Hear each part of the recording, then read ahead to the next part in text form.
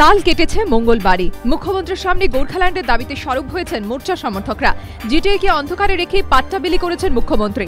এই অভিযোগে মুখ্যমন্ত্রীর সামনে ক্ষোভ প্রকাশ করেন বিমল গুরুং। এরপর বুধবার মুখ্যমন্ত্রীর একটি ঘোষণাকে ঘিরে মোর্চা সরকার চাপানুতর তুঙ্গে ওঠে। এদিন দুপুরে কালিম্পংয়ে মুখ্যমন্ত্রীর সঙ্গে গিয়ে দেখা করেন লেপচাদের ৫ সদস্যের একটি প্রতিনিধি দল।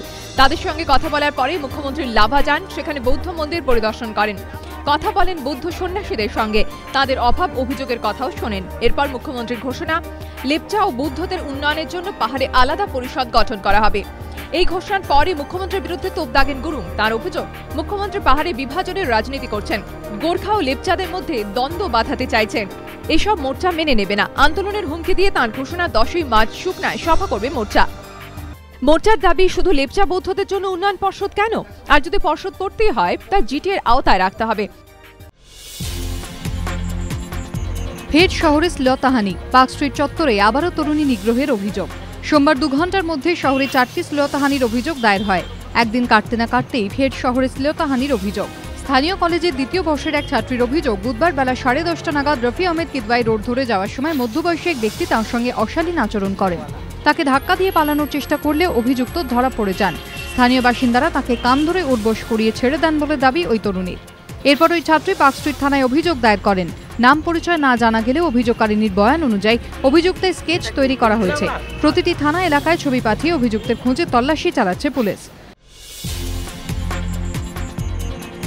বুধবার বিকেল 4টে শিয়ালদা চত্বরে তখন বাড়ি ফেরার তাড়াহুড়ো। আর ঠিক সেই সময় 2টি বাসের রেশারেশির জেরে হাত কাটা পড়ল এক যাত্রীর।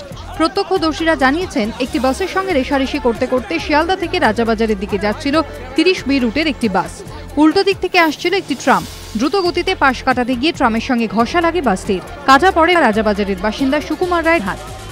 বাসের চালককে গ্রেফতার করে পুলিশ। আশঙ্কাজনক অবস্থায় সুকুমার রায় নামে ওই যাত্রীকে প্রথমে এনআরএস হাসপাতালে ভর্তি করানো হয়। পরিবারের অভিযোগ, বিনা চিকিৎসায় প্রায় 2 ঘন্টা হাসপাতালে ফেলে রাখা হয় সুকুমারকে। উপযুক্ত পরিকাঠামো নেই এ কথা জেনেও এনআরএস কর্তৃপক্ষ কেন গুরুতর জখম একজনকে প্রায় 2 ঘন্টা বিনা চিকিৎসায় ফেলে রাখল? কেন আগেই এসএসকেএমে পাঠানো হলো না, প্রশ্ন তুলছেন পরিজনেরা।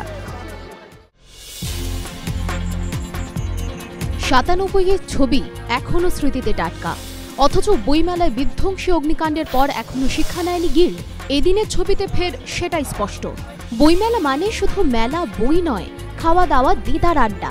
আর খাওয়া মানেই তো ফুড কোর্টে উনুন। বইমেলা চত্বরে ফুড কোর্টে এদিন দেখা গেল গ্যাস জ্বালিয়ে রান্না চলছে। রাখা রয়েছে একাধিক সিলিন্ডার, পাশেই খোলা জানালা, জানালার পাশেই বইয়ের স্টল। আর সব থেকে অবাক করা বিষয়, সামনেই বসে পুলিশ। কি বলছেন গিল্ড কর্তারা? তাঁরা বল ঠেলছেন দমকলের কোর্টে। নিয়ম ভঙ্গের ছবি অবশ্য এখানেই শেষ নয়। খোদ শাসক দলের সাংসদ সৌগত রায়কেও দেখা গেল বইমেলা প্রাঙ্গণে বসেই ধূমপান করতে। বইপ্রেমীরা অবশ্য জানেন বইমেলায় ধূমপান নিষিদ্ধ। তাঁদের দাবি, কোথাও কোনো বোর্ড নেই, তবে ধূমপান করলে নিষেধ করা হচ্ছে। আমাদের খেতে বারণ করা হয়েছে, এক জায়গায় না 2 জায়গায় আমাদের বারণ করা হয়েছে খেতে। উনি তো বোধহয় রিপ্রেজেন্টেটিভ অফ দ্য পিপল, তা ওনার প্রথমে বন্ধ করা উচিত।